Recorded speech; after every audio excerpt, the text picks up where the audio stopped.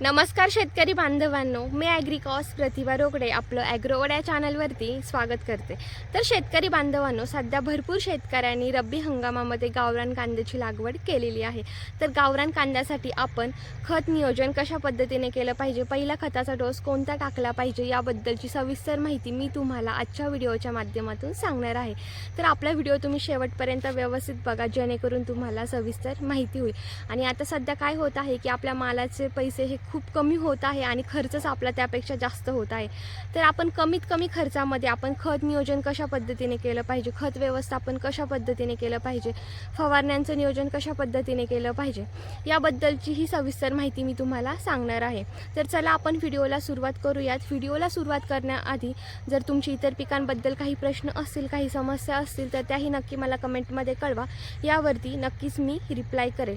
आणि जर अजूनही तुम्ही आपला ॲग्रोवड हा चॅनल जर सबस्क्राईब नसेल केला तर नक्की करून घ्या, जेणेकरून या पुढचे येणारे शेतीविषयक जेही नवनवीन व्हिडिओज आहेत हे तुमच्यापर्यंत वेळ पोहोचतील।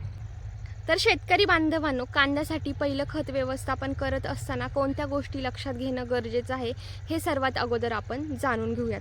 तर लागवड केल्यानंतर आपण जेव्हा लागवड करतो कांद्याची, त्यावेळेस पांढऱ्या मुळ्यांची संख्या ही वाढली पाहिजे, त्याचबरोबर पातींची संख्या वाढली पाहिजे, पातींना हिरवेगारपणा आला पाहिजे, पातींना ग्रीनरी आली पाहिजे। या दृष्टीने आपण पहिलं खत व्यवस्थापन करणं हे फार महत्त्वाचं आहे। तर यासाठी सुरुवातीला आपल्याला पहिल्या डोसमध्ये 24-24-08 या खताचा वापर करायचा आहे। त्याचबरोबर 10-26-26 या खताचाही वापर आपल्याला यामध्ये करायचा आहे।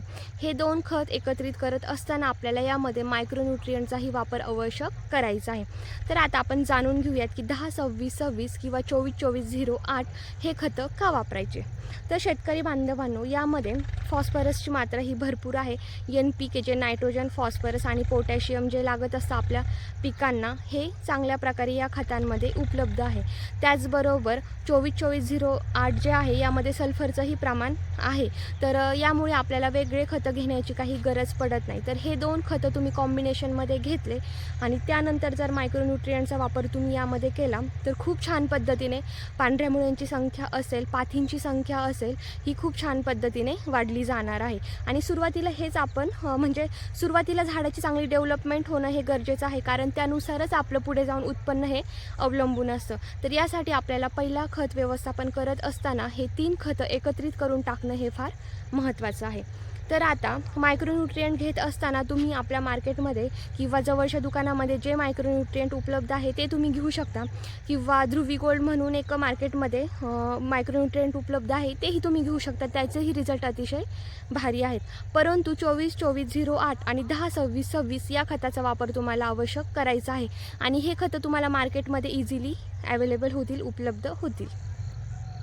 तर शेतकरी बांधवांनो, 10-26-26 आणि 24-24-08 हे खत वापरत असताना याचं प्रमाण तुम्हाला प्रति एकरसाठी एक बॅग घ्यायची आहे। म्हणजे 24-24-08ची एक बॅग आणि 10-26-26ची एक बॅग, त्याचबरोबर मायक्रोन्यूट्रिएंट हे तुम्हाला व्यवस्थित मिक्स करून आपल्या पिकाला टाकायचं आहे। यामुळे खूप चांगल्या प्रकारे रिझल्ट येणार आहेत, म्हणजेच पांढऱ्या मुळ्यांची संख्याही वाढली जाणार आहे, पाथींची संख्या वाढली जाणार आहे। आता यानंतर मेन म्हणजे की हा बेसल डोस नेमकी आपल्या पिकाला टाकायचं केव्हा। तर शेतकरी बांधवांनो, जेव्हा तुम्ही लागवड करणार आहात त्यानंतर जेव्हा तुम्ही पहिलं आंबवणीचं पाणी आपल्या पिकाला देणार आहात, पहिलं पाणी देण्याच्या आधी तुम्हाला खत हे आपल्या प्लॉटमध्ये टाकायचं आहे आणि त्यानंतर पहिलं पाणी हे तुम्हाला द्यायचं आहे। अशा पद्धतीने या खताचा वापर तुम्हाला करायचा आहे। तर शेतकरी बांधवांनो, कसा वाटला तुम्हाला आजचा व्हिडिओ, कशी वाटली तुम्हाला आजची माहिती नक्की कमेंटमध्ये सांगा। त्याचबरोबर जर तुमचे इतर पिकांबद्दल काही प्रश्न असतील तर तेही नक्की मला कमेंटमध्ये कळवा, यावरती नक्कीच मी तुम्हाला रिप्लाय करेल। आणि हो, हा व्हिडिओ इतरही शेतकऱ्यांपर्यंत नक्की शेअर करा, जेणेकरून त्यांनाही ह्या व्हिडिओच्या माध्यमातून मदत होईल, कारण सध्या भरपूर शेतकऱ्यांनी गावरान कांद्याची लागवड ही केलेली आहे। तर जास्तीत जास्त उत्पन्न मिळवण्यासाठी, शेतकऱ्यांना मदत होण्यासाठी हा व्हिडिओ नक्की शेअर करा। आणि अजूनही जर तुम्ही आपला ॲग्रोवड हा चॅनल जर सबस्क्राईब नसेल केला तर नक्की करून घ्या, जेणेकरून या पुढचे येणारे शेतीविषयक जेही नवनवीन व्हिडिओज आहेत, ज्याही नवनवीन अपडेट्स आहेत ह्या तुमच्यापर्यंत वेळेत पोहोचतील। चला तर आजचा व्हिडिओ मी येथेच एंड करते।